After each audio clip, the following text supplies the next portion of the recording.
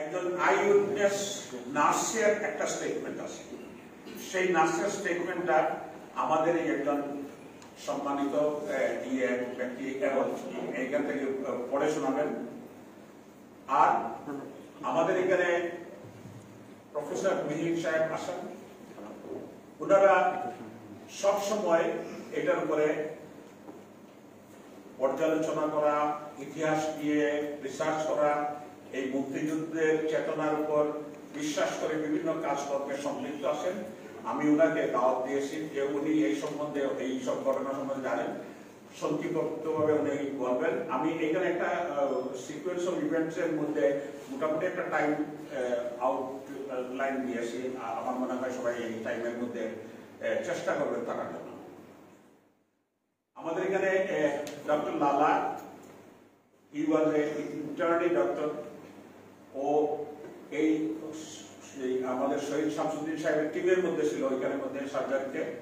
এবং এই ডক্টর লালা ইন্টার্নি হিসাবে সেও যখন প্রফেসর যান নাই, সেও যায় নাই, সবাই বলছে। এমনকি এখানে সাবসেক্টর কমান্ডার যিনি ছিলেন জেনারেল আজিজ বীরুত্তম, উনিও আমাকে পার্সোনালি বলছেন যে উনি গেছেন 9 তারিখে, গিয়ে সকালে চেষ্টা করছেন তাদেরকে ডাক্তার শামসুদ্দিন সাহেব এবং ওদেরকে বের করে নিয়ে আসার জন্য। কিন্তু তারা বলছে যে এখানে এত লোক আহত, এত লোক গুলি খেয়ে আসছে, আমরা কিভাবে ফেলে চলে যাব? ডাক্তার হিসাবে আমাদের নৈতিক দায়িত্ব সে যে দলই হোক তার ট্রিটমেন্ট করা। এটা তারা যায় না। ডক্টর লালা হয়তো চলে যেত, শামসুদ্দিন সাহেব যখন যান নাই, প্রফেসর সাহেব তখন তার সাথে সে ছিল। তো ডক্টর লালা সম্বন্ধে আমি রিকোয়েস্ট করবো, এখানে আমাদের মুক্তিযুদ্ধের বিষয়ে এখানে গবেষক আমাদের অপূর্ব শর্মা আছে। অপূর্ব শর্মা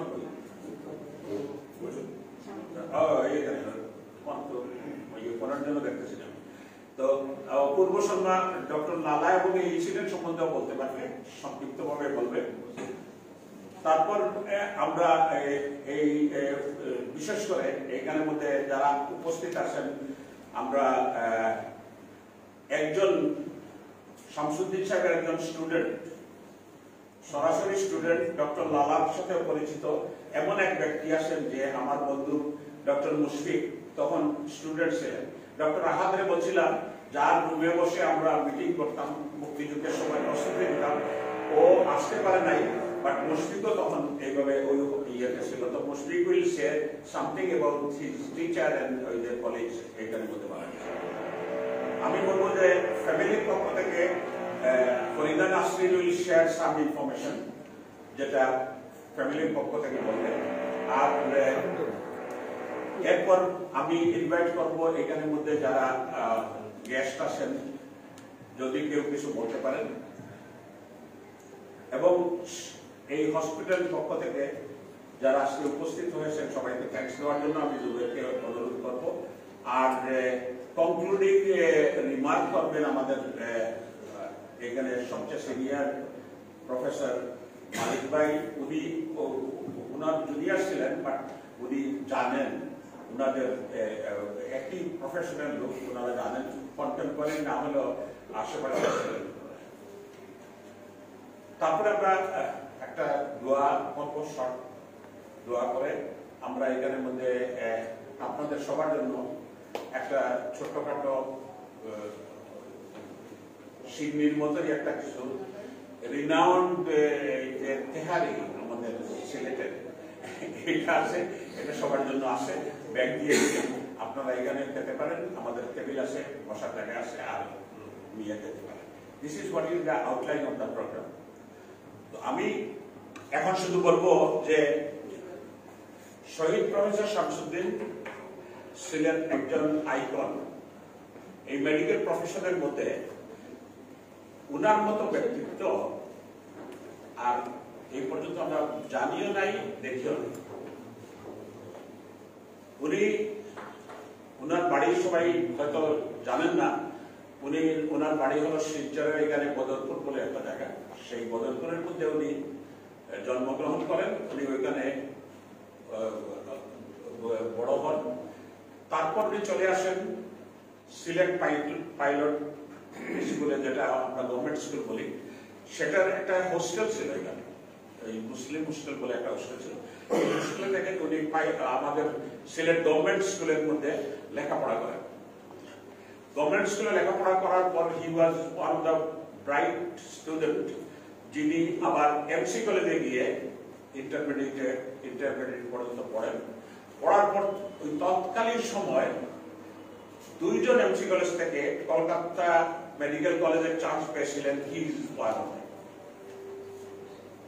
তো আমরা বুঝতে পারি যে উনার হি ওয়াজ বেসিক্যালি এ ট্যালেন্ট এবং একজন মেধাবী ছাত্র হিসাবে উনি কলকাতা মেডিকেল কলেজে গিয়ে MBBS পাস করেন।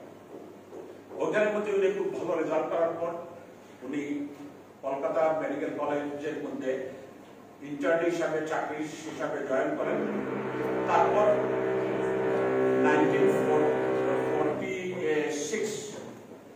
1946-এ উনি ওই তখন পার্টিশন হয়ে যাবে, বিভিন্ন ধরনের সমস্যা, যে দেশ ভাগাভাগি হয়ে যাবে, পাকিস্তান বাংলা 47 পার্টিশন হলো।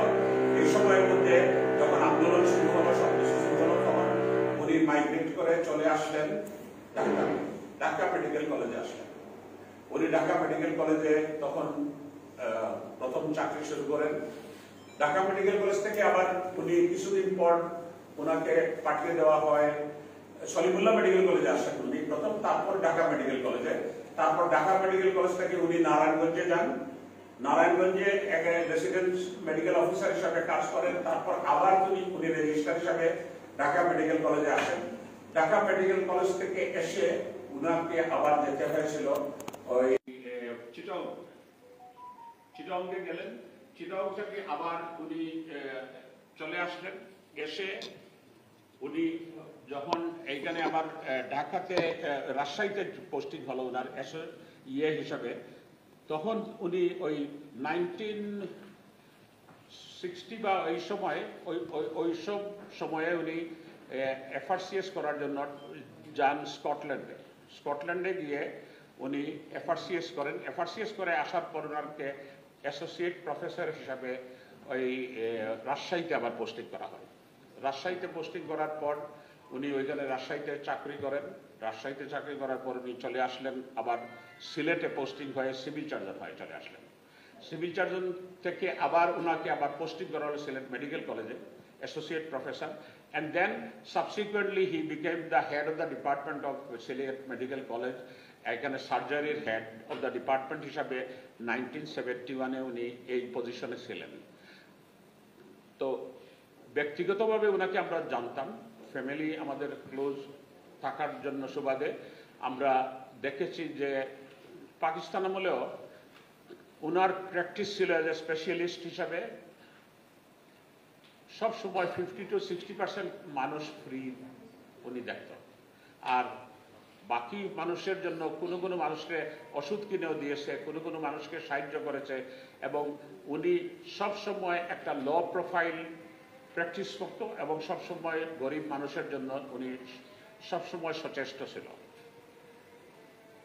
আমরা ফ্যামিলির সুবাদে আমি ওনাকে যতটুকু দেখেছি, বিশেষ করে মুক্তিযুদ্ধের সময় যখন আমি ছাত্র সংগ্রাম পরিষদের সাথে ছিলাম ঢাকা ইউনিভার্সিটিতে, তখন 7ই মার্চের বঙ্গবন্ধুর ভাষণের পর যখন সবাইকে বলা হলো যে আপনারা নিজ নিজ এলাকাতে চলে যাবেন, কিছু সংখ্যক ব্যক্তিবর্গকে নিজের জেলার দায়িত্ব দিয়ে লিয়াজো কন্ট্যাক্ট করার জন্য ছাত্র সংগ্রাম পরিষদের সাথে সম্পর্ক রাখার জন্য পাঠিয়ে দেওয়া হয়। আমি শাহজাহান সিরাজ এবং আরেকজন ছিল তখন, আমাকে নিয়ে পাঠিয়ে দেওয়া হয় সিলেটে আসার পর আমি তখন এই জানুয়ারি ফেব্রুয়ারির দিকে, তখন আমি গিয়ে ওই আমাদের ব্যাচমেট যারা ছিল মুশফিক, আহাদ এবং এদের এখানে আমি তখন দেখলাম যে সব জায়গা থেকে এমসি কলেজের চেয়ে, মদন মোহন কলেজের চেয়ে মেডিকেল কলেজ সবচেয়ে বেশি তৎপর।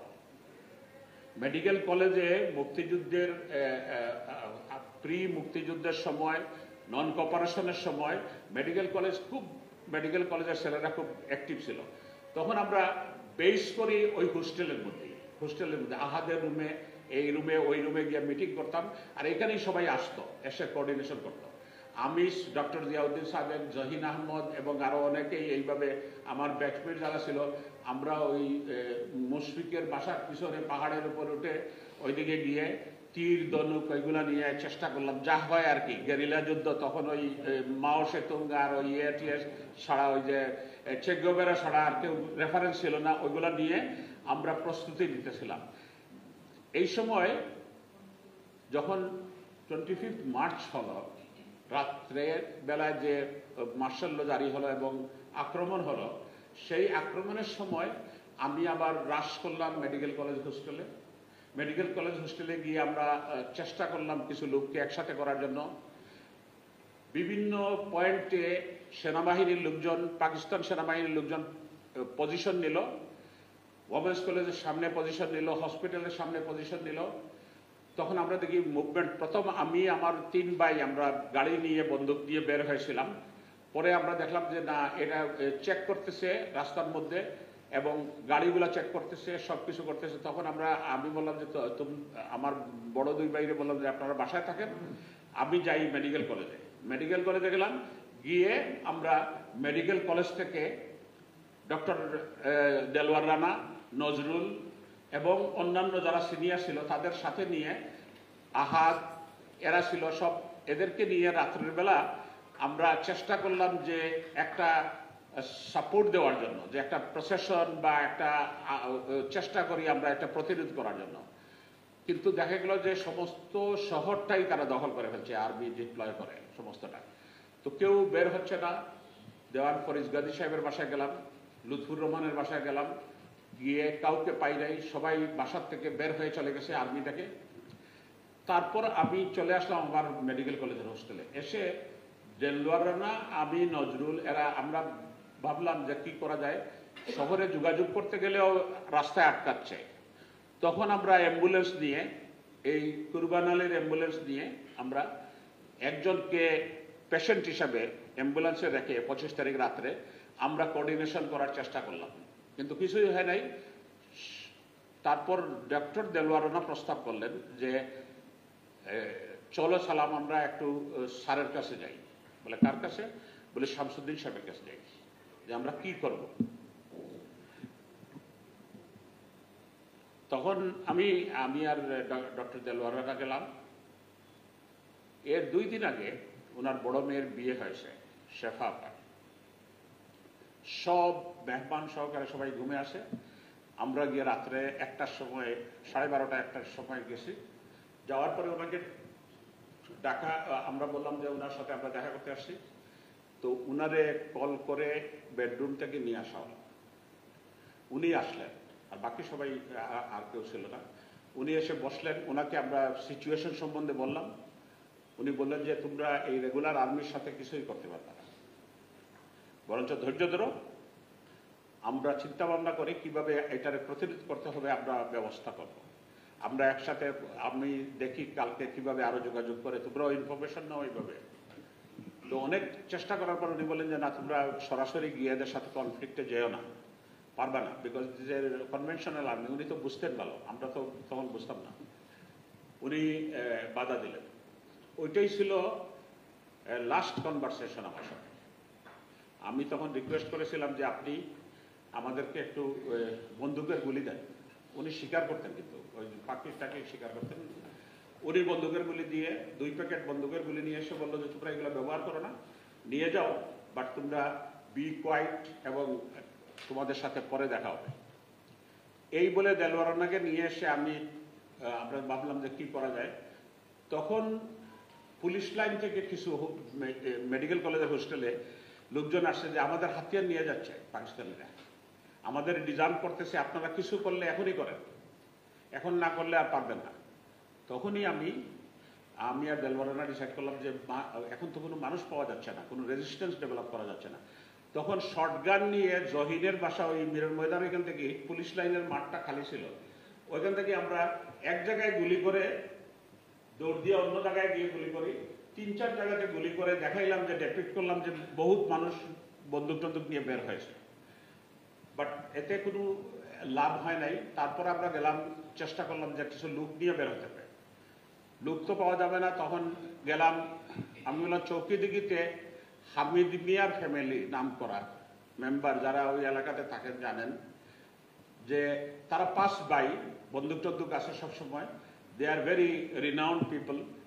তো আমি বললাম আমি এদের চিনি, আমার বাড়ির পাশে, এদের কথা বলি। তো কথা বলতে গেছি, গিয়ে দেখি তারা 5 ভাই বন্দুক টন্দুক নিয়ে রেডি হয়ে বসে আছে।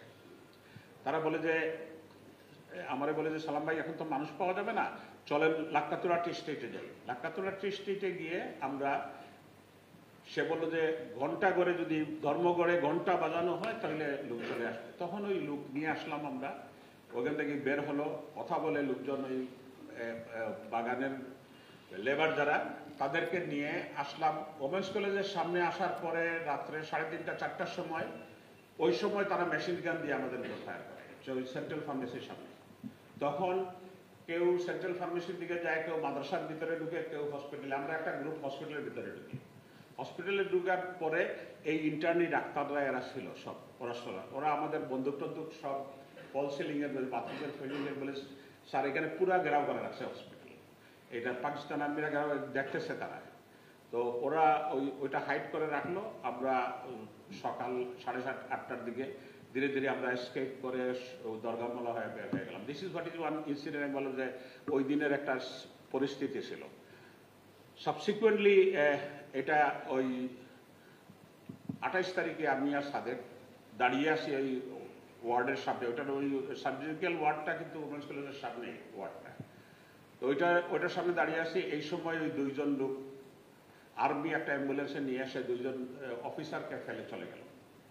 তখন ওই ক্যাপ্টেন মাহবুব যে ডেড অবস্থায় ফেলে গেল, আর লেফটেন্যান্ট মঈন যে ছিল আর্মির ডাক্তার, তাদের ওরে আহত অবস্থায় ফেলে গেল। তখন ওই সাদেকের আব্বা ইমিডিয়েটলি তারে অপারেশন করা, ব্লাড দেওয়া এবং এগুলো ঠিক করলেন। আমি আর সাদেক এটা দেখে, এইসব পরিস্থিতি দেখে বললাম যে আর এখানে এই দেশে থাকা যাবে না, we have to go and fight back. তখন আমরা গেলাম, গিয়ে চেষ্টা করে গেলাম। তারপর অনেক অনেক বড় স্টোরি, এটা বিভিন্ন ইয়েতে আসছে, তেলিয়াপাড়াতে গেলাম, ট্রেনিং করলাম, এগুলো সব কিছু। তো আজকে আমি এই ইনসিডেন্টের উপর, ওই যে হসপিটালে কি ঘটনা ঘটছিল সেই ঘটনাটা, আর তাদের সম্বন্ধে ডক্টর লালা এবং শামসুদ্দিন সাহেব সম্বন্ধে যে কিছু তথ্য উপাত্ত সংগ্রহীত আছে, আমি আজকে ইয়েরে বলবো যে ওই যে আমাদের কি যেন রুহেনা এসে এটা বলবে। ওই দিনের ঘটনাটা একজন আই উইটনেস নার্স, সে এটা বর্ণনা করেছিল আমাদের মুক্তিযুদ্ধের ইতিহাসের 8 নম্বর ভলিউমের মধ্যে এটা স্টেটমেন্টটা ছিল, সে ওইটা সম্বন্ধে বলবে। আর আমাদের রিসার্চ করেন যে আমাদের প্রফেসর মেহির সাহেব, উনি এই সাবজেক্টের উপরে বহুত কাজ করেন, উনি একটু ঘটনার সম্পূর্ণভাবে একটা আইডিয়া দেবেন আমাদেরকে। আর তারপরে আমি রিকোয়েস্ট করব যে অপূর্ব শর্মা এসে ডক্টর লালা এবং শামসুদ্দিন সম্বন্ধে কিছু তথ্য উপাত্ত, যেহেতু যে এইখানের মধ্যে যুগবেরীর সম্পাদক এবং এই অনেকগুলা ঘটনা উদ্ঘাটন করেছিলেন আমাদের আমিনুর রশিদ সাহেবই অনেক কিছু লিখেছিলেন, এটা থেকে পাওয়া যায়। তো এটা বলার জন্য রোহিনা, তুমি প্লিজ আসো। ধন্যবাদ।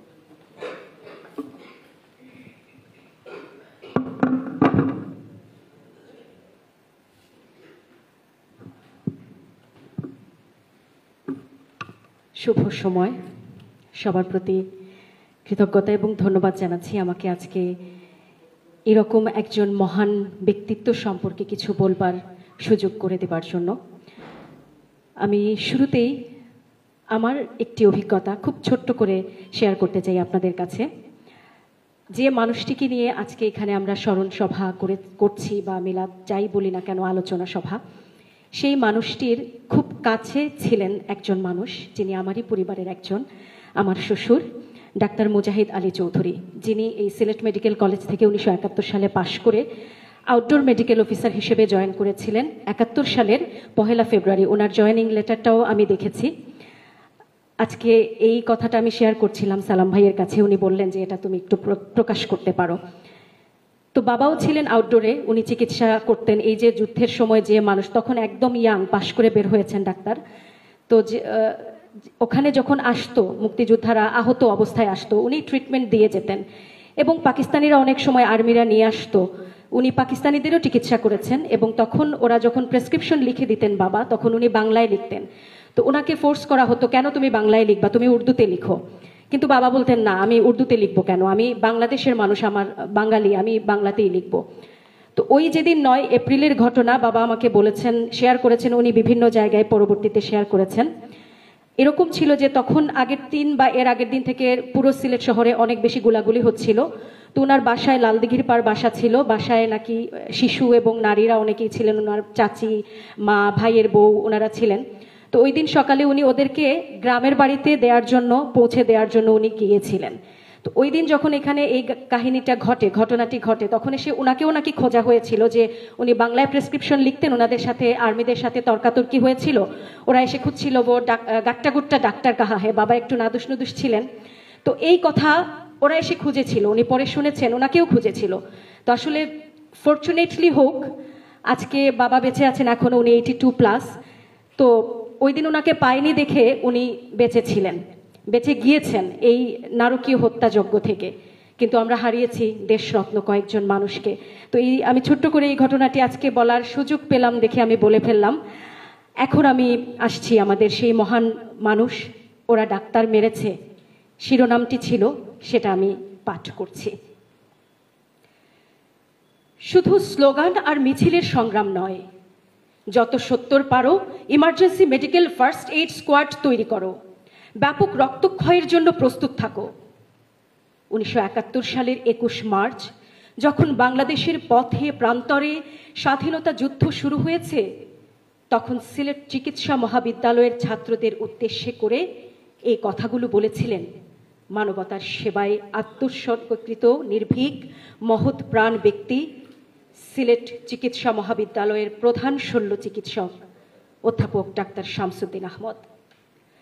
বাংলাদেশে গণহত্যার বর্বরোচিত ও নৃশংসতম উদাহরণ বিশ্বের তুলনাহীন। কয়েক মিনিটের ঘটনা, কিন্তু কত ব্যাপ্ত, কত বিস্তৃত, কত মর্মান্তিক, কত দুর্ঘটনা, কত মর্মস্পর্শী দৃশ্য, কত পৈশাচিকতা ছিল এই হত্যাকাণ্ডে। শতাব্দীর পর শতাব্দী বিশ্বের ইতিহাসে যে সৃষ্টি হয়েছে, বাংলাদেশের গণহত্যার কাছে সব কিছু ম্লান হয়ে গেছে। এত বড় হত্যাকাণ্ড কোন ভাষায় লিখব, কেমন করে লিখব, কি লিখব, কে লিখতে পারবে? বাংলাদেশের 1 কোটি পরিবারের ঘটনা লিপিবদ্ধ করতে হলে 1 কোটি ইতিহাস লিখতে হবে। তা না হলে এই নৃশংসতার বহু অধ্যায় বাদ পড়ে যাবে। কিন্তু তা কি সম্ভব? না, সম্ভব নয়। সুতরাং এই ইতিহাস অলিখিত থাকবে, এই ইতিহাস লেখা যায় না, এই ইতিহাস লেখা যাবে না। এখানে ঐতিহাসিক ব্যর্থ, এখানে ইতিহাস ব্যর্থ।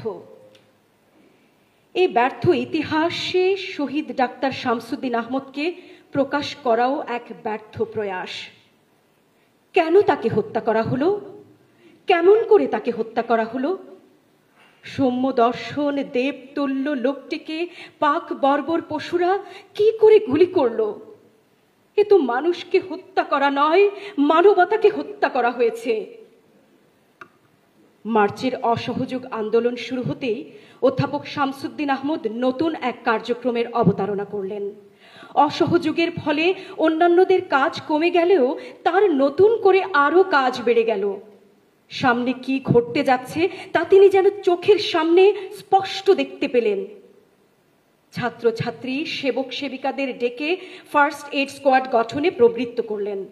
প্রয়োজনীয় দ্রব্যাদি নিয়ে অনেক প্যাকেট তৈরি করে বিভিন্ন স্থানে মজুত করতে রাখলেন। তিনি যেন দেখতে পাচ্ছিলেন কয়েক গজ দূরে হানাদার বাহিনী তেড়ে আসছে, এসেই আঘাত করবে, তক্ষুনি ফার্স্ট এইডের প্রয়োজন হবে। হ্যাঁ, সত্যি সত্যি নরপশুরা এসে বর্বরোচিত আক্রমণ করেছে, অসংখ্য লোককে হত্যা করেছে, অগণিত লোককে আহত করেছে, আর শল্যবিদ শামসুদ্দিন আহমদ তড়িৎ গতিতে চিকিৎসা শুরু করেছেন।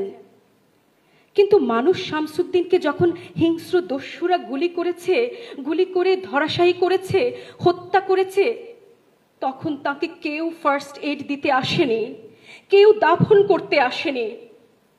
কারণ তিনিই ছিলেন শেষ মানুষ, তিনিই ছিলেন শেষ সেবক, তিনিই ছিলেন ইতিহাসের শেষ নায়ক। 1 এপ্রিল 1971 সাল। সূর্য সারা প্রকৃতিতে ছেয়ে রেখেছে, রক্তিম রশ্মি বিচ্ছুরিত হচ্ছে চারিদিকে। সিলেট শহর আবার শত্রু কবলিত। 25 মার্চের কাল রাতের পর হতেই স্বতঃস্ফূর্তভাবে বেঙ্গল রেজিমেন্ট, তখনকার EPR, Ansar, Mujahid, UOTC cadet, JCC cadet, police, ছাত্র ও যুবকরা সিলেটের বিভিন্ন এলাকায় মুক্তিবাহিনী গঠন করে শত্রুদের উপর মারাত্মক আঘাত হানে। কয়েকদিনের ভেতরেই সিলেট জেলার 300 মাইল সীমান্ত এলাকা থেকে সমস্ত পশ্চিম পাকিস্তানি সৈন্যকে হত্যা অথবা বিতাড়িত করে মার্চের মধ্যেই সমস্ত হবিগঞ্জ মহকুমা, মৌলভীবাজার মহকুমা ও সুনামগঞ্জ মহকুমা মুক্তিবাহিনী কর্তৃক পূর্ণ কর্তৃত্ব নিয়ে আসে। 3 এপ্রিল মুক্তিপাগল বাঙালি বীরেরা সিলেট শহর দখল করে নেয়। হানাদার বাহিনী শালুটিকর বিমানবন্দর ও সংলগ্ন জঙ্গলে আশ্রয় গ্রহণ করে। তারপরে শুরু হয় বৃষ্টির মতো পাক বাহিনীর বিমান হানা। সারা শহরে ঝাঁকে ঝাঁকে গুলির ঝড়, শত শত আদম সন্তান রক্তাক্ত আহত হয়ে হাসপাতালের দ্বারস্থ হয়।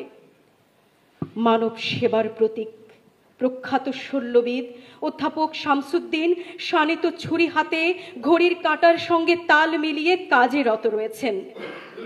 হাসপাতালে আলো নেই, পানি নেই, পথ্য নেই, তাতে কি শামসুদ্দিন সাহেব আছেন। এক হাতে অস্ত্র চালনা, অন্য হাতে অন্যান্য সব কাজ।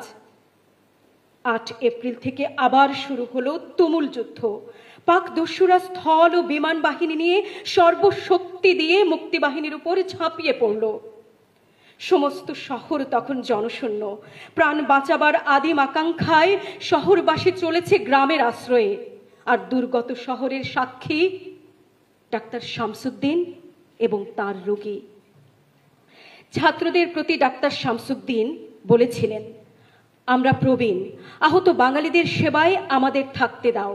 তোমরা নবীন যুবক, নিজেদের বুদ্ধি খাটিয়ে কাজ করো। এখানে থেকে বর্বর পশুদের শিকার হয়ে কোনো লাভ নেই। আর ডাক্তারদের প্রতি তিনি বলেছিলেন, কোথায় যাবেন আপনারা? আমরা ডাক্তার, রোগী ফেলে, আহত মানুষ ফেলে আমরা তো কোথাও যেতে পারি না। সেই রক্তস্নাত 9 এপ্রিল। ইতিহাস থমকে গেছে। আন্তর্জাতিক রীতিনীতি ভঙ্গ করে, জেনেভা কনভেনশনের নিয়ম অমান্য করে মারণাস্ত্র সহ কতগুলো পাক নরঘাতক সিলেট মেডিকেল কলেজ হাসপাতাল ঘেরাও করে অভ্যন্তরে প্রবেশ করল। 16 প্রকোষ্ঠে বুদ্ধিদীপ্ত, ব্যক্তিত্ব সম্পন্ন, গৌরবর্ণ সুদর্শন অধ্যাপক শামসুদ্দিন আহমেদ অবিশ্রান্ত কর্মরত। ঝড়ের বেগে প্রকোষ্ঠে ঢুকে সঙ্গে নচিয়ে কটি পশু সেনা ডাক্তার শামসুদ্দিন আহমদকে ছো মেরে নিয়ে গেল। হাসপাতালে পূর্ব দক্ষিণ কোণে অশ্রুসিক্ত সবুজ ঘাসের শেষে দাঁড় করানো তাকে। তারপর না, আমি সম্বিত হারিয়ে ফেলেছি। কি লিখব, কেমন করে লিখব, লিখে কি হবে, লাভ কি? পৃথিবীর মানুষ কি বিশ্বাস করবে আমাকে? অবিশ্বাস্য ঘটনা কি বিশ্বাস করা যায়? অন্যের বিশ্বাস অবিশ্বাসের উপর নির্ভর করে আমি লিখব নাকি? আমি আমাকে তো অবিশ্বাস করতে পারি না। ভগবান যিশু ক্রুশবিদ্ধ হয়েছিলেন। হ্যাঁ, হাসপাতালের চিরাচরিত মানবিকতা, পবিত্রতাকে বিদীর্ণ করে গুলি করা হলো, গুলি করা হলো, গুলি করা হলো ঋষি শামসুদ্দিনকে, মানুষ শামসুদ্দিন আহমদকে। 69-এর গণ আন্দোলনে ডাক্তার শামসুদ্দিন বলেছিলেন, হে সভ্য জগৎ, গণ আন্দোলনকে দমন করতে গুলি করো না, তার বদলে ব্যবহার করো রাবারের বল বা বেগে চালিত পানি। 1-2 করে 3-3টি গুলি করা হলো তাকে।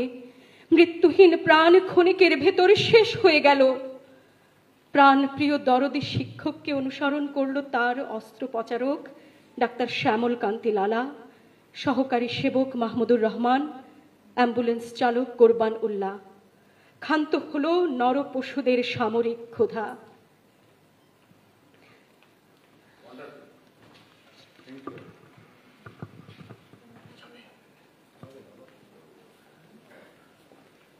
Thank you Rohena. আজকে আমরা এই প্রসঙ্গে স্মরণ করতে হবে যে এই কলেজের তখনকার অধ্যক্ষ ছিলেন কর্নেল জিয়াউর রহমান।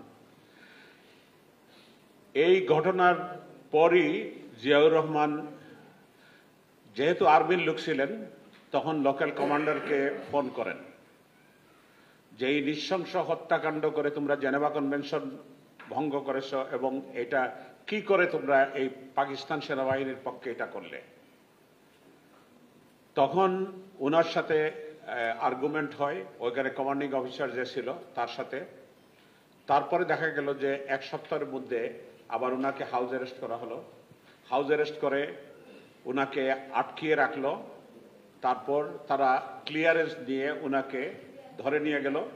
ধরে নিয়ে গিয়ে এই রেসিডেন্সিয়াল মডেল স্কুলের পিছনে ওখানে ইন্টারোগেশন করে কয়েকদিন রেখে ওনার গায়ের থেকে ব্লাড নিয়ে অন্যান্য জায়গাতে পাকিস্তান সেনাবাহিনী যারা যুদ্ধ করতেছে মুক্তিবাহিনীর সাথে তাদের জন্য ব্লাড কালেকশন করতো এখান থেকে করে 1 সপ্তাহ 2 সপ্তাহ ব্লাড নিয়ে মানুষকে নিয়ে পিছনে মেরে ফেলতো। এইভাবে শত শত লোককে হত্যা করা হয়েছে, যেটা আমরা একটা শহীদ মেমোরিয়াল গার্ডেন করেছি। অপূর্ব এবং বাকি এখানে অনেকেই ইনভলভ ছিলেন, আমরা সবাই মিলে করেছি এটা। তো আমরা এই শহীদ যে লেফটেন্যান্ট কর্নেল জিয়াউর রহমান তাকেও শ্রদ্ধা করে আজকে স্মরণ করব। তো আমি নেক্সট বলবো আমাদের প্রফেসর মিহিরকে একটু এসে উনি ওনার তথ্য উপাত্ত থেকে আমাদের কাছে শেয়ার করা যান। ওকে,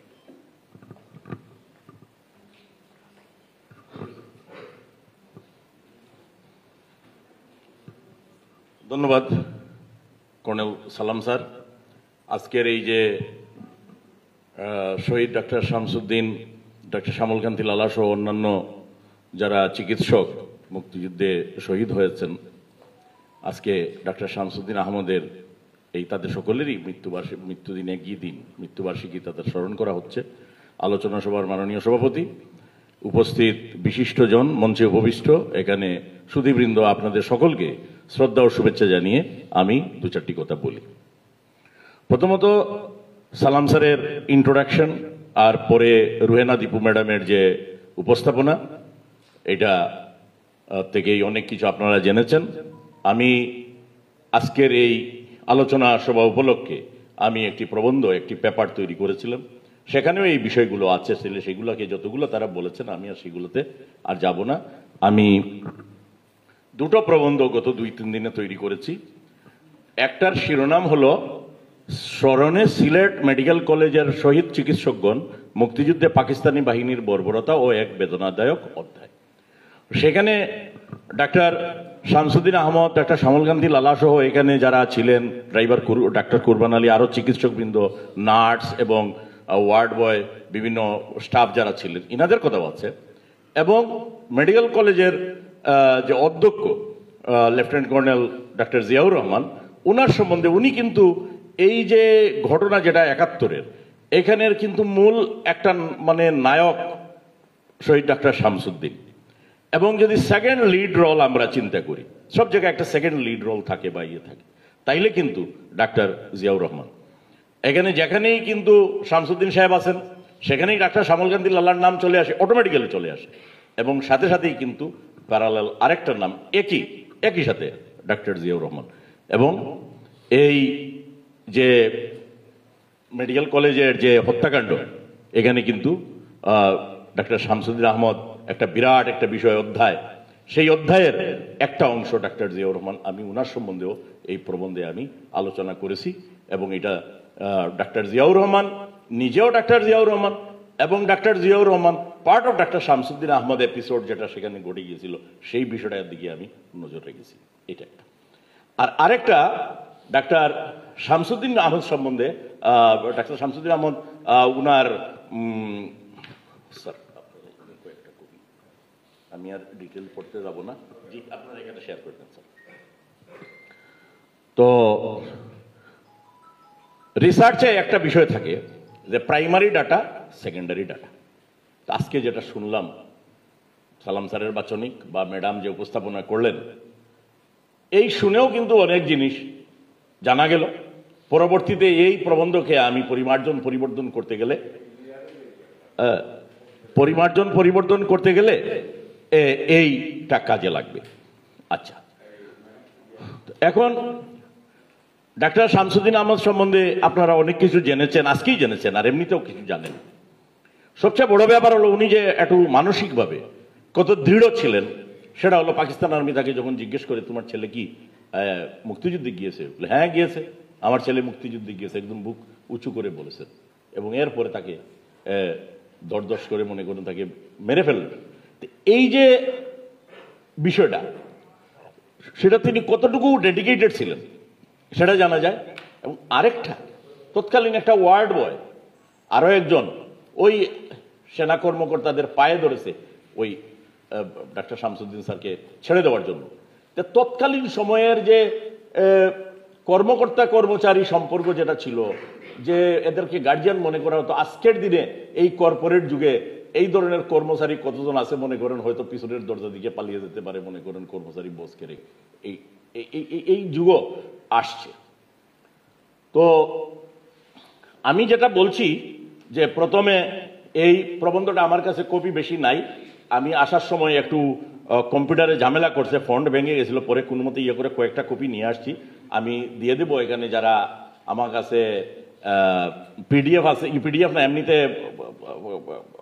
সফট ফাইল আছে, যারা নিতে চান দিয়ে দেবো, অথবা ফটোকপি করে আপনারা নিতে পারবেন। আচ্ছা, উনার বিবরণ আছে। আমি যে জিনিসটা বলতে চাই যে আমরা এই ডাক্তার শামসুদ্দিন আহমদ সাহেবকে কিভাবে চিরস্থায়ীভাবে আমরা সম্মান দিতে পারি এবং অবাঙালি সারস্বত সমাজে পৃথিবীর বিভিন্ন জায়গায় আমরা তার কথা পৌঁছে দিতে পারি, সেখানে বাংলা ভাষায় রচনা কিন্তু কোনো কাজের নয়। তো আমি একটা জিনিস বলবো যে এখানে উনার সম্বন্ধে একটা স্মারক সংখ্যা বের করা যেতে পারে। আমাদের মুক্তিযুদ্ধ বিষয়ক গবেষক ও সম্পাদক অপূর্ব শর্মা আছেন, উনাকে কিডনি ফাউন্ডেশন বা এরকম দায়িত্ব দিতে পারেন এবং একটা স্মারক সংখ্যা হতে পারে। স্মারক সংখ্যায় কিন্তু ডাক্তার শামসুদ্দিন সাহেব সম্বন্ধে যে সব আর্টিকেল থাকতে হবে তা নয়। আমি একটা স্মারক সংকলনের বা সংবর্ধনা গ্রন্থের একটা ধরন বলি। কয়েক বছর আগে ঢাকা ইউনিভার্সিটির প্রফেসর সিরাজুল ইসলাম চৌধুরী সম্বন্ধে একটা সংবর্ধনা গ্রন্থ বেরিয়েছে। উনার সম্বন্ধে মাত্র একটা লিখা, আর বাকি সব শিক্ষা বিষয়ক লিখা। ওইখানে কিন্তু ওই প্রফেসর সিরাজুল ইসলাম চৌধুরী নেই, বাট উনাকে সেন্টার করে এইটাই উনার প্রতি সম্মান। বইয়ের নাম আবার প্রফেসর সিরাজুল ইসলাম চৌধুরী এই যে ফেলিসিটেশন ভলিউম, এটা কিন্তু ওনার সম্বন্ধে একটা আছে। তো এখানে আমরা যদি মনে করেন 50, 60, 70টা আমরা প্রবন্ধ নিতে পারি, আর ওনার সম্বন্ধে 2, 4টা 5টা থাকতে পারে, আর বাদ বাকি সিলেটের মুক্তিযুদ্ধ সম্বন্ধে, বৌদ্ধভূমি সম্বন্ধে, অন্য জায়গার সম্বন্ধে আমাদের যদি আর্টিকেল থাকে, সেটা উনি একটা সংকলন হইলে পরে এর পরের দায়িত্ব যদি আমাকে দেন, আমি সেই বিষয়গুলো ট্রান্সলেশন করে দেব। আমি রিসেন্টলি অনেকগুলো ট্রান্সলেশন করেছি। একটা সংবর্ধনা গ্রন্থ, আমি 67টা আর্টিকেলের একটা সংবর্ধনা গ্রন্থ কয়েক মাস আগে প্রকাশিত হয়েছে। তাইলে অবাঙালি সারস্বত সমাজে কিন্তু উনার কথা পৌঁছে যাবে, পৃথিবী জানবে যে এই আমাদের মুক্তিযুদ্ধে এই সব ব্যক্তিত্বদের কি অবদান ছিল। নতুন প্রজন্মের জন্য একটা কথা বলি যে আমাদের কিছু কিছু বিষয় অনলাইন সোর্সেও আছে, পত্রপত্রিকায় কিছু কিছু প্রকাশিত হয়। নতুন প্রজন্ম বিশেষ করে সিনিয়ররা জানেন, বিশেষ করে ডাক্তাররা তো জানেনই, আর সিনিয়ররা জানেন, আর নতুন প্রজন্মের অনেকে জানেন না যে আগে যে এখন যে ডাক্তার শামসুদ্দিন হাসপাতাল যেটা, সদর হাসপাতাল যেটা, এটাই কিন্তু আগে মেডিকেল কলেজ হাসপাতাল ছিল, এটা জানা আছে। এইটা যখন কাজল সাথে যখন মানে সিলেট মেডিকেল কলেজ, বর্তমানে উসমানী মেডিকেল কলেজ যেটা, সেখানে চলে গেল, তখন এটা পরিত্যক্ত হয়ে গেল এবং এইটা এইরকম ছিল কয়েক বছর।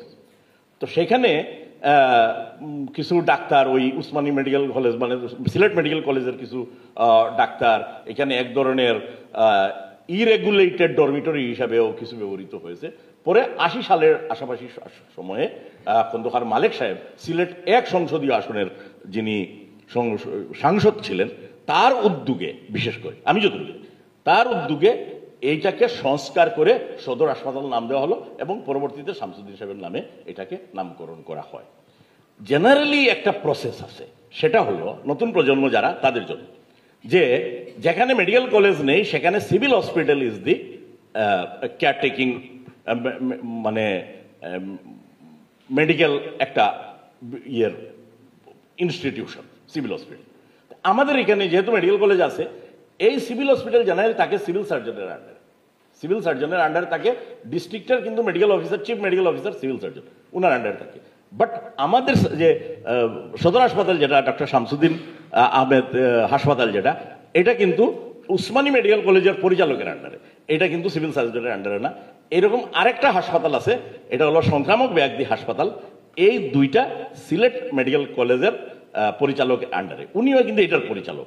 আর উনার প্রতিনিধি হিসাবে ওই যে ব্রিটিশ দিয়ে যেভাবে গভর্নর জেনারেল থাকেন, সেইভাবে ওনার এখানে একটা আরএমও আছেন, রেসিডেন্ট মেডিকেল অফিসার, উনি সেকেন্ড ইন কমান্ডও বলা যেতে পারে। উনার ওইখানে ডে টু ডে মনে করেন ওইখানেরই উনার একজন রিপ্রেজেন্টেটিভ কেয়ারটেকার অফিসার, এখানেও তিনিও executive, but under the surveillance or care of Usmani medical college. তো এই বিষয়গুলা একটা বিষয়। আর আরও বিষয় হচ্ছে গিয়ে যে কিডনি ফাউন্ডেশন যে আজকে যে আয়োজন করলেন, আমি কৃতজ্ঞতা জানাই আমাদের সাধারণ জনগণের তরফ থেকে, যে এই আজকের এই যে দেশ এই যে স্বাধীন হলো, এর পিছনে মুক্তিযোদ্ধারা যে অবদান রেখেছেন, শুধু স্বাধীনতার সময় না, শুধু স্বাধীনতার সময় না, পরবর্তীতেও এই দেশের চিকিৎসা এই কিডনি ফাউন্ডেশনই মনে করেন আসছেন, এগিয়ে আসছেন। হ্যাঁ, ডাক্তাররা এগিয়ে আসছেন, মুক্তিযোদ্ধারা এগিয়ে আসছেন। কিন্তু আমাদের পার্শ্ববর্তী দেশ ভারতে যেভাবে শিল্পপতিরা চিকিৎসায় এগিয়ে আসছেন, টাটা ক্যান্সার ইনস্টিটিউট, বিড়লা, তারপরে এই ধরনের যেগুলাতে আসছে, আমাদের দেশের শিল্পপতিরা কিন্তু সেইভাবে আসেননি। আমাদের দেশে আসছেন মুক্তিযোদ্ধারা। যেমন এটা একটা ভলান্টারি একটা এখানে ফ্রি ট্রিটমেন্ট, কিন্তু আমাদের দেশেও আছে, শিল্পপতিরা করেছেন, স্কোয়ার আছে, আরও এরকম আছে। স্কোয়ারে আমি কি করতে পারি, আমার লাইফ টাইম সেভিংস দিয়ে আমি স্কোয়ারে খুব বেশি হলে 10 দিনের চিকিৎসা নিতে পারবো বা 15 দিনের চিকিৎসা নিতে পারবো। আর আমি যদি এই দেশের রাজনীতিতে যাই, লাইফ টাইম সেভিংস দিয়ে আমি শুধু পোস্টার চাপাতে পারবো, এর বেশি কিছু করতে পারবো না। এমন এক দেশে মুক্তিযোদ্ধারাই আমাদেরকে কিন্তু এখন পথ দেখাচ্ছেন। তো এই জন্য তাদেরকে অনেক ধন্যবাদ। আর আমি আবারও এই স্মারক সংখ্যা ইয়ে করি। আর এখানে সিলেটে অনেকগুলো ভালো কাজ হয়েছে, বদ্ধভূমি, সেখানে আমরা জানি, সেখানে সালাম স্যার ছিলেন, ডাক্তার সাদেক স্যার ছিলেন, সেখানে আরও অন্যরা ছিলেন, অপূর্ব শর্মা, তিনি গবেষণার কাজ করেছেন। এখানে প্রথমে বোধহয় 66 জন, এরপরে আরও 9 জন, এরকম যারা সন্ধান করে তাদেরকে একটা চিরস্থায়ী, তাদের একটা প্রতীকী একটা মানে একটা জায়গা দান করা হয়েছে, যে এবং এখানে আমরা তাদেরকে নিয়ে আমরা মুক্তিযুদ্ধকে সেন্টার করতে পারি। তা আমি আর বক্তব্য দীর্ঘায়িত করি না। আমি ওই doctor Shamsuddin Ahmed, doctor Ziaur Rahman, doctor Shyamalkanti লালা এবং যারা স্টাফ ছিলেন, অন্যান্য যারা ছিলেন, তাদের সকলের স্মৃতির প্রতি আবারও শ্রদ্ধা জানিয়ে আমি এখানে আমি শেষ করি। আর থ্যাংক ইউ স্যার।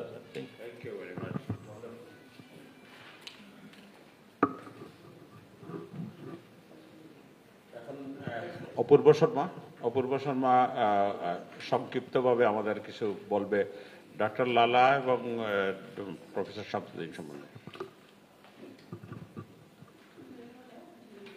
ধন্যবাদ সালাম ভাইকে। আমি দীর্ঘ বক্তব্য রাখবো না, আমি খুব সংক্ষেপে বলার চেষ্টা করবো, কারণ হচ্ছে সময় গড়িয়ে যাচ্ছে দেখতে পাচ্ছি। আমি প্রথমে যেহেতু সালাম ভাই বলেছেন যে শ্যামলকান্তি লালাকে নিয়ে, আমি তার সম্পর্কে 4 লাইন বলি।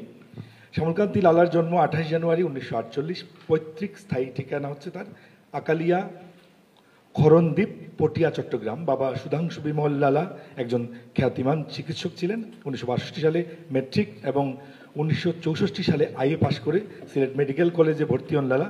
লেখাপড়ায় অত্যন্ত মেধাবী ছিলেন তিনি। 1970 সালের জুনে MBBS পাশ করে হাসপাতালে হাউস সার্জন হিসেবে যোগ দেন। তখন মেধানুসারে দুজন হাসপাতালে হাউস সার্জন হিসেবে কাজ করার সুযোগ পেতেন।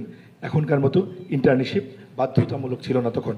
শ্যামলকান্তি লালা ছিলেন অবিবাহিত, শান্ত ও সৌম্য। লালার মুখে সবসময় হাসি লেগে থাকত। মানবতার সেবায় তিনি ছিলেন নিবেদিত প্রাণ। আত্মত্যাগের স্বীকৃতিস্বরূপ সিলেট এমএজি উসমানী মেডিকেল কলেজের ছাত্রীনিবাস তার নামে করা হয়েছে। এছাড়া কলেজের হাসপাতাল চত্বরে স্মৃতিফলক রয়েছে তার নামে। শহীদ ডাক্তার শামসুদ্দিন আহমেদ খুবই স্নেহ করতেন তাকে। জীবনের শেষ মুহূর্তে শিক্ষকের প্রতি তিনি যে শ্রদ্ধা দেখিয়েছেন তা অনুকরণীয় হয়ে থাকবে চিরকাল। আচ্ছা, আসলে আমরা একটা বিষয়ের সাথে কিন্তু অনেকগুলো বিষয় সম্পৃক্ত থাকে। আমাদের যে মহান মুক্তিযুদ্ধ বা মুক্তি সংগ্রাম, সেই সংগ্রামের অন্যতম একটা প্ল্যাটফর্ম ছিল হচ্ছে 69-এর গণ আন্দোলন। এই গণ আন্দোলনে আমরা জানি একজন চিকিৎসক শামসুজ্জোয়াকে হত্যা করা হয়েছিল। তিনি রাজশাহীতে কর্মরত ডাক্তার ছিলেন। তো ডাক্তার না, শিক্ষক ছিলেন। তো এই শিক্ষককে যে হত্যা করা হলো, তখন কিন্তু আমাদের এই শামসুদ্দিন আহমেদ রাজশাহীতে কর্মরত ছিলেন সিভিল সার্জন হিসেবে। তাকে বলা হলো যে তিনি যেন এই যে হত্যাকাণ্ড এর মিথ্যা রিপোর্ট তৈরি করে দেন, তাদের গুলিতে যে তিনি মারা গেছেন এটা যেন উল্লেখ না করা হয়। কিন্তু শামসুদ্দিন আহমেদ তাদের কথা রাখেননি এবং তাদের সাথে আর্গুমেন্টে গিয়ে বললেন এটা আমার পক্ষে সম্ভব না। অর্থাৎ দেখেন, এই আমাদের মুক্তিযুদ্ধের 69-এর গণঅভ্যুত্থানে কিন্তু মুড় ঘুরিয়ে দেওয়ার মতো ঘটনা ছিল কিন্তু এটি। তো তিনি কিন্তু সেখানে তার যে দায়িত্ব সেটি কিন্তু পালন করেছেন। সেই দায়িত্বটা যথাযথভাবে পালন করার কারণেই কিন্তু মুক্তি সংগ্রাম বা 69-এর যে গণ অভ্যুত্থান সেটা কিন্তু বেগবান হয়েছিল।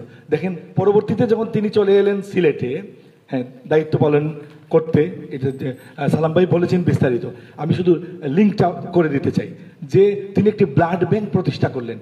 যেহেতু মুক্তি সংগ্রাম বেগবান হচ্ছে, রক্ত লাগবে, তাই রক্ত দিতে গেলে কি করতে হবে?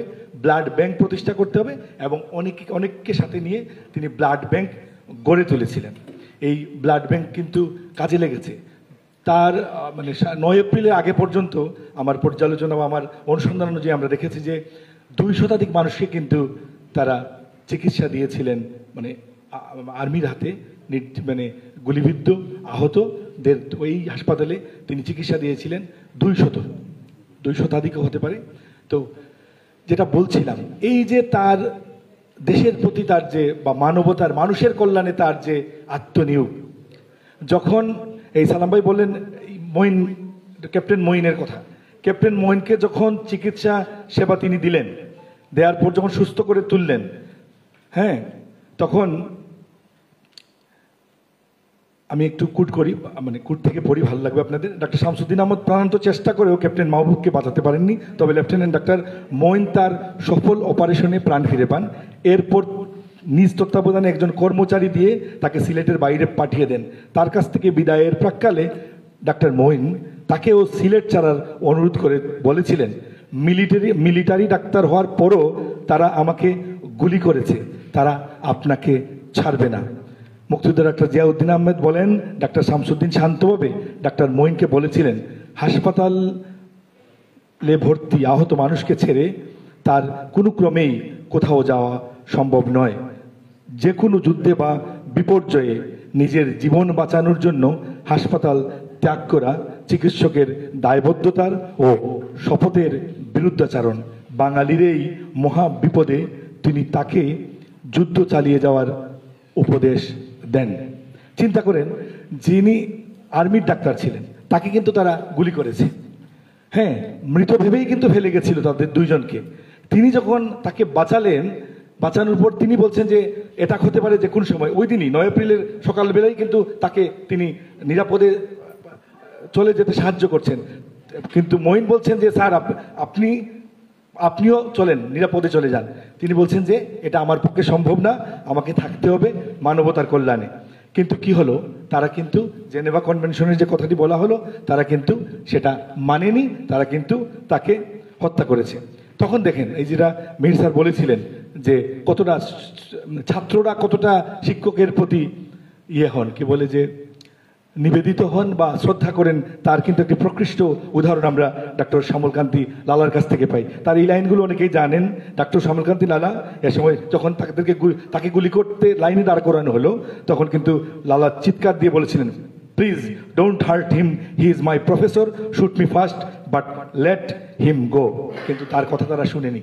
আমরা জানি যে সেদিন 11 জনকে গুলি করে হত্যা করা হয়েছিল এবং আমরা 5 জনের নাম আমরা অনুসন্ধানে বের করতে পেরেছি বা ওখানে নাম আছে। আমি আরেকজনের নাম সম্প্রতি পেয়েছি, চেক করছি, আশা করি তিনি বিয়ানীবাজারের বাসিন্দা ছিলেন, আশা করি আরেকটি নাম আমরা পাবো। আর অনুসন্ধানে দেখা গেছে না 11 জন না, আরেকটু বেশি, 17 থেকে 18 জন মানুষ সেদিন ওই ইয়েতে প্রাণ হারিয়েছিলেন হাসপাতাল চত্বরে। কেন তারা এটাকে গেল? তারা পরিকল্পিতভাবে গিয়েছিল। কারণ হচ্ছে আমরা ইয়ের বইয়ে পাই, মেজর মুতাল্লিব একটি বই লিখেছেন উত্তর পূর্ব রণাঙ্গনে। সে বইয়ে কিন্তু তারা একটি তালিকা তিনি দিয়েছেন। তালিকাতে কিন্তু কর্নেল জিয়াউর রহমান ডাক্তার তার নাম ছিল, তারপরে শামসুদ্দিন আহমেদের নাম ছিল। যে 70 জনের একটি তালিকা ওইখানে আছে, যে তালিকাটি একজন সিপাহী উদ্ধার করে দিয়েছিলেন সংশ্লিষ্ট একজনকে, মুক্তিযোদ্ধাকে, যে তালিকাটি তিনি পরবর্তীতে বইয়ে সন্নিবেশিত করেন। যে অর্থাৎ যুদ্ধ শুরুর আগেই তারা কিন্তু তালিকা করেছিল যে সিলেট শহরে বা সিলেট জেলার কাদেরকে হত্যা করবে। তো যাই হোক, এই যে তার যে প্রাণ উৎসর্গ, মানবতার কল্যাণে তিনি নিবেদিত ছিলেন এবং তিনি প্রাণ উৎসর্গ করে মানবতার কল্যাণে তার যে আত্মোৎসর্গ সেটি কিন্তু তিনি করে গেছেন, যে তার জীবনকে উৎসর্গ করে তিনি প্রমাণ করেছেন মানবতার কল্যাণেই ডাক্তাররা নিবেদিত থাকেন। আর দুটি কথা বলে আমি শেষ করব। একটি হচ্ছে যে স্বপ্ন তিনি দেখেছিলেন, সেই স্বপ্নটি কিন্তু আজকে বাস্তবায়ন কারা করছেন? তার ছেলে ডাক্তার জিয়াউদ্দিন আহমদ আমরা জানি, এবং আব্দুল সালাম বীর প্রতীক। দেখেন তারা কিন্তু তার নির্দেশনা অনুযায়ী কিন্তু তারা যুদ্ধে গিয়েছিলেন। তারা কিন্তু তাদের যে যুদ্ধ, যে দেশ গঠনের যুদ্ধ, তারপর মুক্তির যে সংগ্রাম, সেটা কিন্তু তারা চালিয়ে যাচ্ছেন। যার ফলশ্রুতিতে আজকে দেখেন আমরা এই যে হাসপাতালে দাঁড়িয়ে আছি, এই হাসপাতালটা কিন্তু তাদের 2 বন্ধুর স্বপ্নের ফসল। তাদের সাথে আরো অনেকেই যুক্ত হয়েছেন। দেখেন এই যে শামসুদ্দিন আহমেদের যে মাজারটি আমরা পেয়েছি, এটি কিন্তু মূলত কর্নেল আব্দুল সালাম বীর প্রতীকের ঐকান্তিকতায় তিনি এই যে বিগত বিএনপি সরকারের আমলে অর্ডার পাস করিয়ে দিয়ে ওইটি ইনস্ট্যান্ট করিয়ে নিয়েছেন, যার ফলে আজকে আমরা শহীদ বুদ্ধিজীবীদের খবর পেয়েছি। দেখেন এই যে আমরা স্বাধীনতার শহীদ স্মৃতি উদ্যান, সালাম ভাই এবং জিয়া ভাই, আমি সাথে ছিলাম বা আমরা অনেকেই সাথে ছিলাম। আমরা কি করেছি, এটা মূলত কিন্তু আমাদের কমান্ডার ছিলেন এই আব্দুল সালাম বীর প্রতীক। আমরা দেখিয়ে দিয়েছি সারা বাংলাদেশের মধ্যে যে কিভাবে শহীদদের সম্মান করতে হয়। এখানে 71 জন শহীদের নাম কিন্তু সন্নিবেশিত আছে, জিয়াউর রহমান থেকে শুরু করে এখানে যাদেরকে মডেল স্কুলে এনে যাদেরকে হত্যা করেছিল। তার মানে কি দাঁড়ালো? তার যে স্বপ্ন, এই যে তারা যে বাস্তবায়ন করছেন, আগামীতে আমরা কিন্তু ভুলে যাই, আমাদের কিন্তু ব্যাধি হচ্ছে ভুলে যাওয়ার।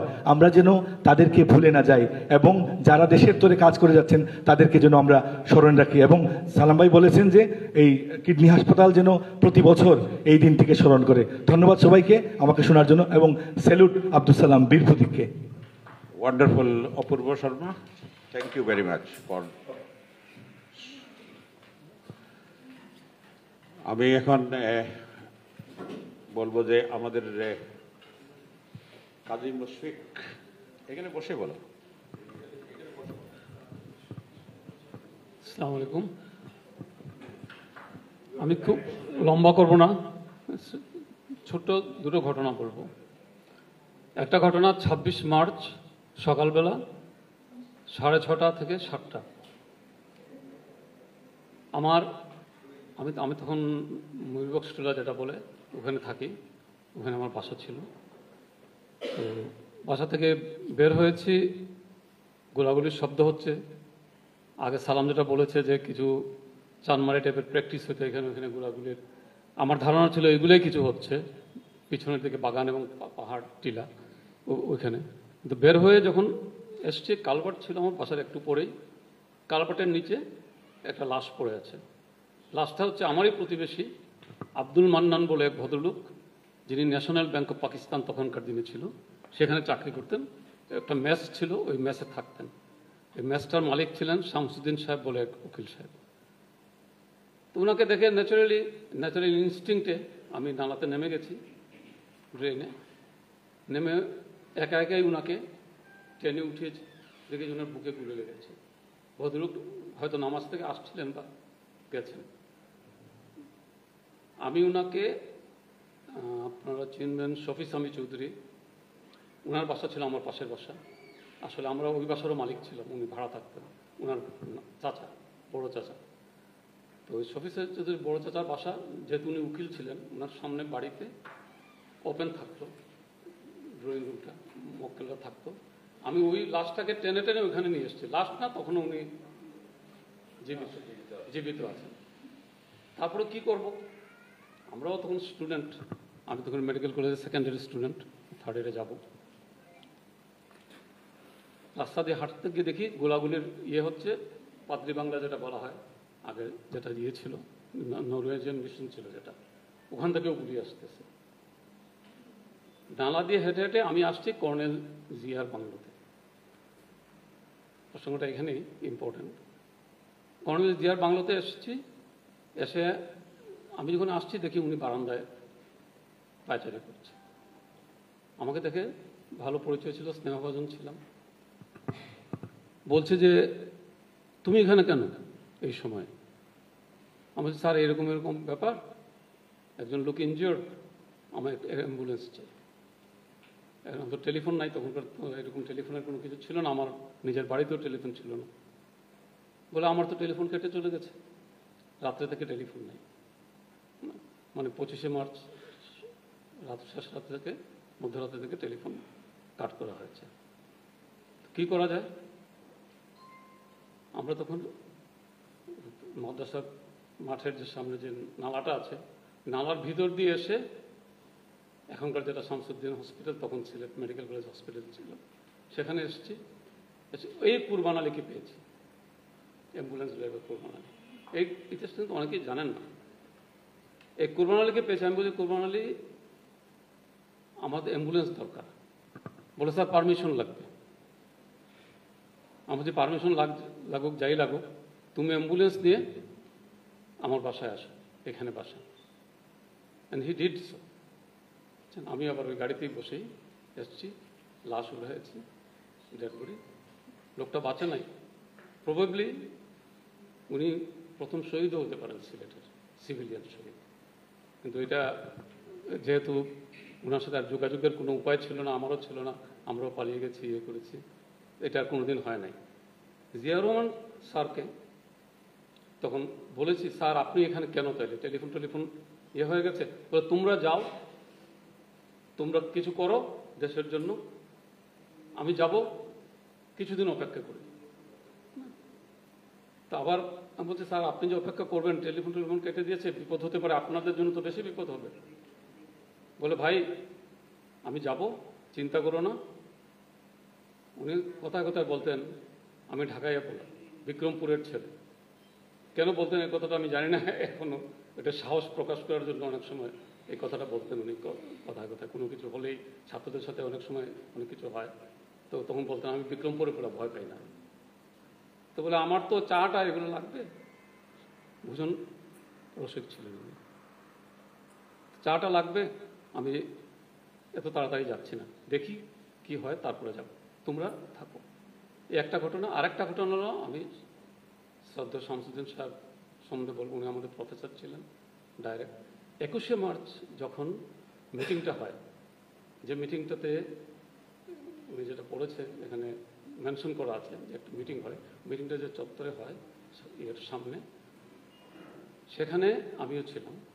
আমাদের আরেক বন্ধু হার্ট ফাউন্ডেশনে কাজ করে আমিনুর রহমান লস্কর, ও ছিল, আরও অনেকেই ছিল, আহাত ছিল, সম্ভবত আহাত ছিল, আমার ঠিক মনে নেই। তো আমরা অনেকেই ছিলাম। এবং ওই সময় উনি বলেছেন যে তোমাদের প্রিপেয়ার্ড হতে হবে। আপনি যে কথাটা বলেছেন ব্লাড ব্যাংকের কথা, অপূর্ব সময় বলেছেন যে ব্লাড ব্যাংক তৈরি, ব্লাড ব্যাংক ছিল, হাসপাতালে ব্লাড ব্যাংক তখনও ছিল, কিন্তু ওই ধরনের ব্লাড সাপ্লাই ছিল না। আর ব্লাড ব্যাংকের একটা লিস্ট থাকতো, যেহেতু আমি ব্লাড ব্যাংকে কিছু ভলান্টারি কাজ করতাম তখন অ্যাজ এ স্টুডেন্ট, একটা লিস্ট ছিল আমাদের। ওই লিস্টে most of them are police, আর ইপিআর বলে একটা, মানে ইস্ট পাকিস্তান রাইফেলস ছিল, ওদের কিছু লোকের একটা লিস্ট ছিল। তো সেই লিস্টটাকে আপডেট করার কথা উনি ওই মিটিংয়ে বলেছিলেন। কিন্তু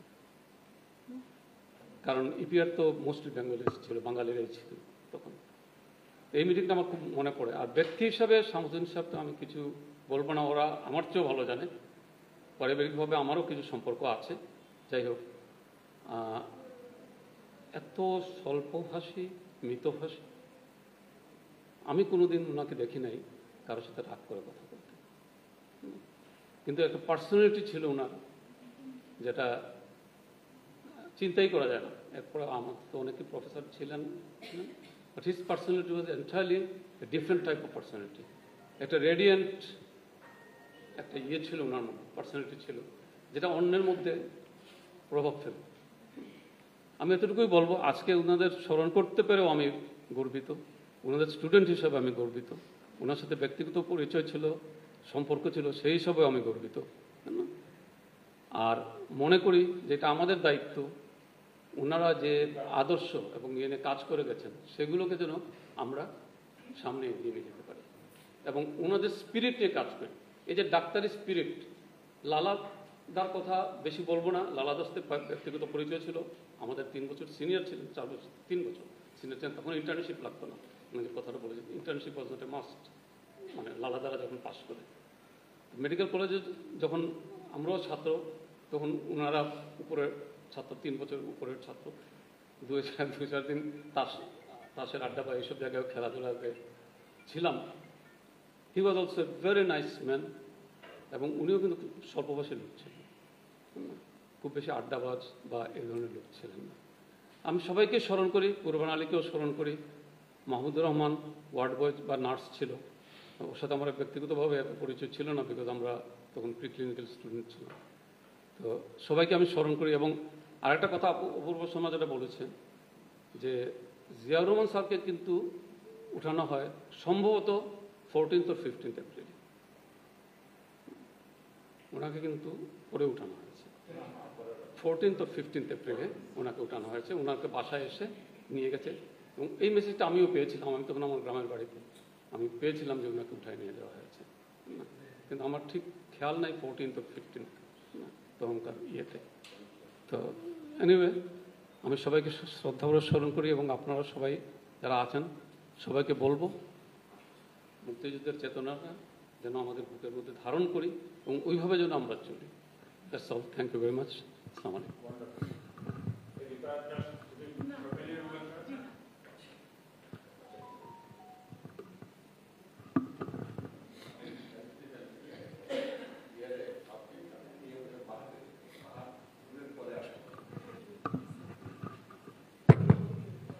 বিসমিল্লাহির রহমানির রহিম। যে কথাটা এখানে বলা হয় নাই, আমি সে কথাটা বলতে চাচ্ছি। প্রফেসর ডক্টর শামসুদ্দিন আহমদ যে কীভাবে কতটুকু মানবিক ছিলেন সেই কথাটাই আমি বলতে চাচ্ছি। এটা বোধহয় 60-এর দশক, 64-65 সালে এরকম হবে। তিনি একটি প্রতিষ্ঠান তৈরি করলেন, এটার নাম ছিল জালালাবাদ অন্ধ কল্যাণ সমিতি। 62 বোধহয় সম্ভবত। তৎকালীন পূর্ব পাকিস্তানে সেটা ছিল একমাত্র সংগঠন যেটা হতদরিদ্রদের চক্ষুর জন্য চিকিৎসার ব্যবস্থা ছিল। তখন পাকিস্তান জাতীয় অন্ধ কল্যাণ সমিতি তৈরি হয় নাই। উনার এই কনসেপ্ট থেকে নিয়েই পরে পাকিস্তান অন্ধ কল্যাণ সমিতি হয়, বর্তমানে যেটা বাংলাদেশ জাতীয় অন্ধ কল্যাণ সমিতি বা বিএনএসবি আছে। এই প্রতিষ্ঠান করার পরে প্রত্যেক বছর রমজান মাসে মাদ্রাসাতে আই ক্যাম্প হতো। সেখানে গ্রাম থেকে কত দরিদ্র গরিব লোকদেরকে এনে চিকিৎসা করা হতো, মেইনলি ক্যাটারাক্ট অপারেশন করা হতো। তো আমার সৌভাগ্য হয়েছিল, আমার একটা দল নিয়ে আমি ভলান্টিয়ার হিসেবে কাজ করতাম। তখন 5 or 6 এরকমই পড়ি। তো তখন ক্যাম্প নাই। একদিন ওইখানে একটু বলে রাখি, আপনার সালাম ভাইয়ের কথা জেনেছেন যে বদরপুর উনার বাড়ি ছিল, আমার নানার বাড়ি ছিল বদরপুর। তাই উনি আমাকে নাতি হিসেবে ট্রিট করতেন এবং আমি ওনাকে নানা ডাকতাম। তো উনি একদিন খবর দিলেন যে নাতি একটু আসো আমার কাছে। তো গেলাম। তো উনি বললেন যে তারাপুর গার্ডেনে কলেরা দেখা দিছে, উনি ডাক্তারদেরকে পাঠাতে পারছেন না, ভয়ে কেউ যাচ্ছে না। তা আমি যদি আবার দলকে নিয়ে একটু, তখন কলেরা একটা ইঞ্জেকশন ছিল, ইঞ্জেকশন দেওয়া হতো এটা দেওয়ার জন্য। তো আমি বললাম, আমি তখন 6-এ পড়ি, আমি তো ইঞ্জেকশন দেওয়া জানি না, আমি কীভাবে দিব? বললাম ওগুলো সব শিখিয়ে দিব। উনি ইঞ্জেকশন জোগাড় করে আমাদেরকে, আমরা যে 4 জনের একটা ভলেন্টিয়ার টিম ছিল, ওই টিম নিয়ে আমাদেরকে ইনজেকশন কীভাবে দিতে হবে এবার শিখাই দিয়ে, তারপর উনার গাড়ি দিয়ে এবং উনার বড় ছেলে কে সাথে দিয়ে আমরা তারাপুর গার্ডেন পাঠাইলেন, আমরা কুলি বস্তিতে ইনজেকশন দিয়ে আসলাম। এটা যে উনি মুক্তিযুদ্ধের কথা আমি বাদ দিচ্ছি, উনি যে একদম শুরু সবসময়ই সাধারণ মানুষের, গরিব মানুষের, হতদরিদ্রদের জন্য যে কিছু করার যে তার মানসিকতা ছিল, এটা আজকে আর আমাদের মধ্যে নাই। আমি শুধু এই ঘটনাটা বললাম যে উনার এই অবদানটা শুধু মুক্তিযুদ্ধের নয়, উনার একদম সবসময় উনার এই অবদান এই দেশের সাধারণ মানুষের জন্য, সব মানুষের জন্য ছিল। ধন্যবাদ সবাইকে। আসসালামু আলাইকুম।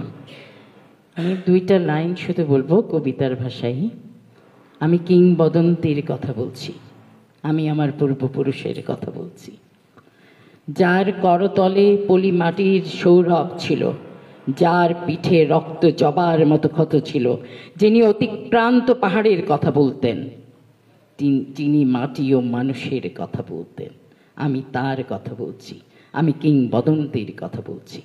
আমাদের সেই কিংবদন্তি হচ্ছেন শহীদ শামসুদ্দিন সাহেব, আমাদের সেই কিংবদন্তি ডক্টর লালা, আমাদের সেই কিংবদন্তি ডক্টর জিয়াউর রহমান।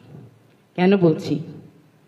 কারণ আমি যেহেতু হোয়াইট কোটের একজন বাহক, হোয়াইট কোটে ডেথ অসম্ভব সম্মানজনক ডেথ। আর শুধু ডেথ সম্মানজনক না, এটা রেসপন্সিবিলিটিও, ইট ইজ এ কমিটমেন্ট।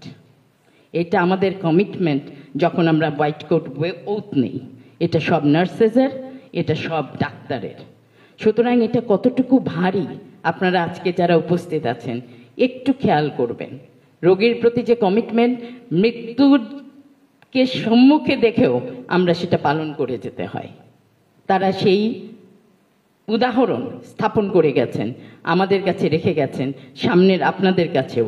সুতরাং এই কমিটমেন্ট নিয়ে যেন আমরা কিডনি ফাউন্ডেশনটাকে আরও এগিয়ে যেতে পারি, এতটুকুই আশা। তখনই আমরা তাদের কাজের প্রতিফলন পাব। আর মুক্তিযোদ্ধারা তারা, আমি আসলেও খুবই গর্বিত, আমি একজন মুক্তিযোদ্ধার সন্তান এবং সেই সাথে আমার চাচারা। আমি বীর প্রতীক একজন মুক্তিযোদ্ধার সাথে মঞ্চ শেয়ার করছি, এর মধ্যে মতো গৌরবের আর কিছু নাই। এতটুকুই বলছি, ধন্যবাদ।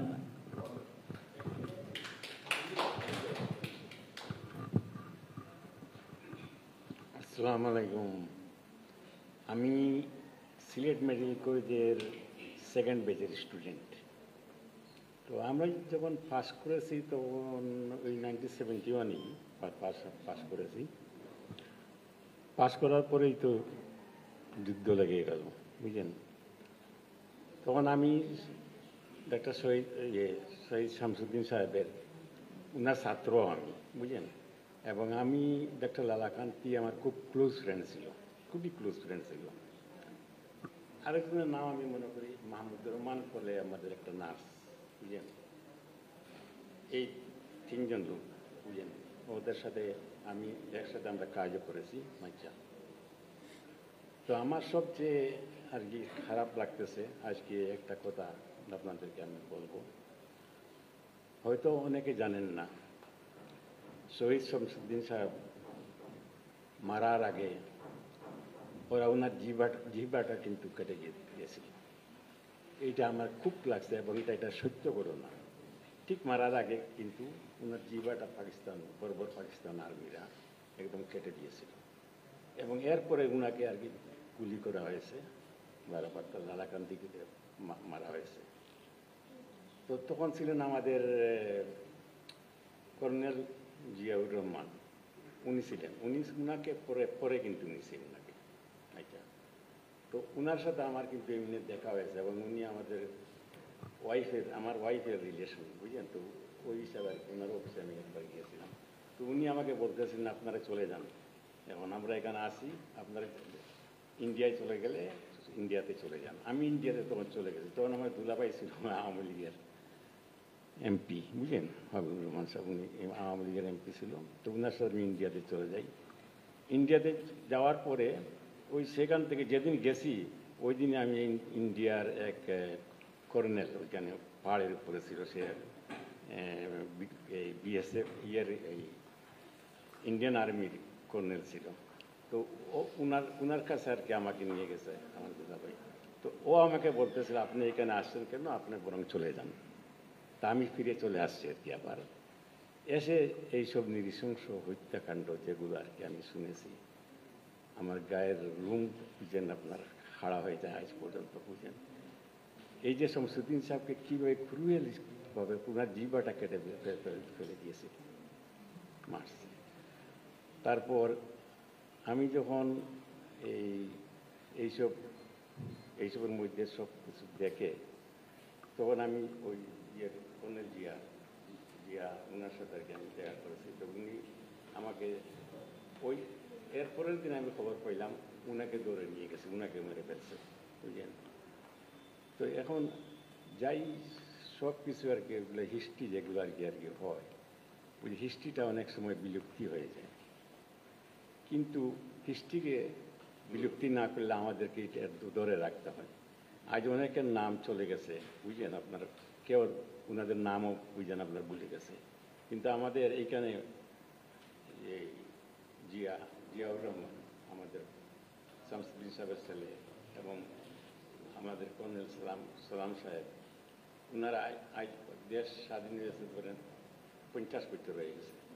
কিন্তু উনি আর আমরা দেখছি একদম প্রথম থেকে এসেই আমাদের এই যে শহীদ উনাকে মারা গেছে, তারপরে শহীদ মিনার, বৌদ্ধভূমি, সব কিছু এসে একটা একটা করে জিয়াউর রহমান এবং আমাদের কর্নেল সালাম সাহেব ওনারা আর কি এইটা সুন্দরভাবে সাজিয়ে দিয়েছে। এবং এইটাকে দেখেন আমরা যদি ধরে রাখতে চাই, এই তাদের স্মৃতিটা ধরে রাখতে চাই, তবে এইভাবে আর কি আমাদের এই যে আজকের যে একটা অনুষ্ঠান করেছি, এইভাবে আমার মনে হয় প্রতি বছর আমাদের করা উচিত। নতুবা এইসব আমাদের এইসব যারা প্রাণ দিয়েছে, শহীদ হয়েছে, ওদের নামও বিলুপ্তি হয়ে যাবে। তো আজকে আমি অনেক ধন্যবাদ আমি সবাইকে দিতেছি এবং আসছেন, এবং আমরা যাতে আগামী বছরও এইরকম একটা অনুষ্ঠান সুন্দরভাবে আমরা করতে পারি, যে যাদের ওনাদের হিস্ট্রিটা আমরা ধরে রাখতে পারি, এইভাবে আর কি আমরা করব। প্রতি বছর যদি একটা এইরকম করা যায়, তবে এটা থাকবেই বুঝেন, এবং আমরা এটা হিস্ট্রিটা বিলুপ্ত হয়ে দিতে দিব না, ইনশাল্লাহ থাকবে। তো সবাই আপনারা এখানে আসছেন, এবং আগামী বছরে ইনশাল্লাহ আমরা হয়তো এইভাবে সুন্দরভাবে একটা অনুষ্ঠান করতে পারি। এবং আমি সবাইকে ধন্যবাদ দিয়ে আজকের অনুষ্ঠান যারা করেছেন, আমি সবাইকে ধন্যবাদ দিতেছি, এবং বিশেষ করে সালাম সাহেবকে এবং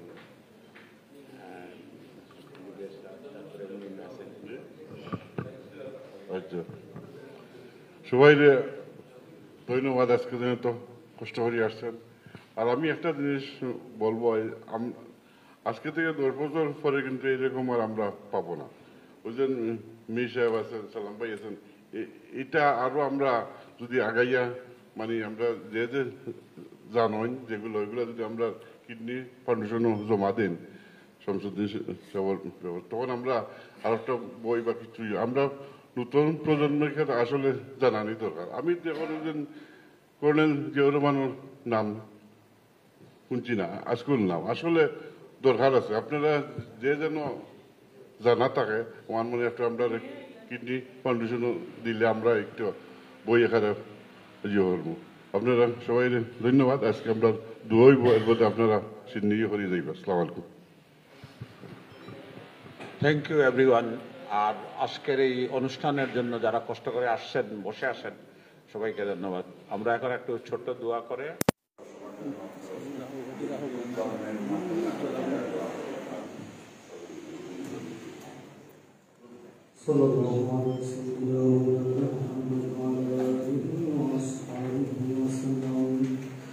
صلى الله على سيدنا ومولانا محمد وعلى آله وأصحابه وسلم. صلى الله على سيدنا ومولانا محمد وعلى آله وأصحابه وسلم. أستغفر الله إن الله غفور رحيم. أستغفر الله إن الله غفور رحيم. أستغفر الله ربي من كل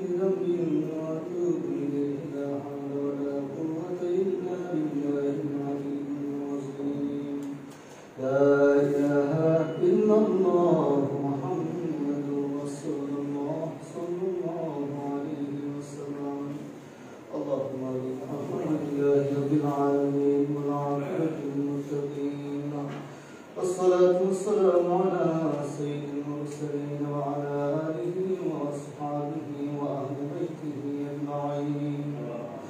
ربنا ظلمنا أنفسنا وإن لم تغفر لنا وترحمنا لنكونن من الخاسرين. ربنا آتنا في الدنيا حسنة وفي الآخرة حسنة وقنا عذاب النار. ربنا اغفر لي ولوالدي وللمؤمنين يوم يقوم الحساب. رب ارحمهما كما ربياني صغيرا. رب ارحمهما كما ربياني صغيرا. يا الله يا ارحم الراحمين بكم وذكر على المولى আল্লাহ আমরা আজকের আয়োজন কবুল ফরমাও।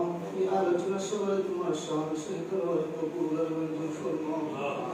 আল্লাহ এই আলোচনা সবার সব জীবন কোটি গুণ বাড়ায়া দয়াল নবীজি রমজান মুবারক নিয়ে পৌঁছিয়ে দাও।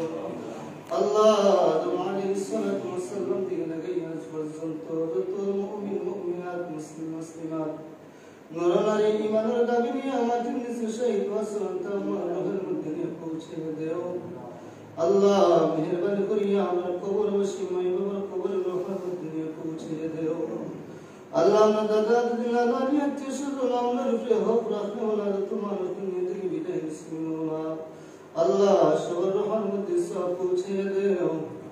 মেহেরবানি করিয়া আজকের যে আলোচনা সভা আল্লাহ যাদের ইসরা সব বলেকে স্মরণ করছেন আল্লাহ তাদের রুহের মধ্যে নিয়ে পৌঁছে দেও।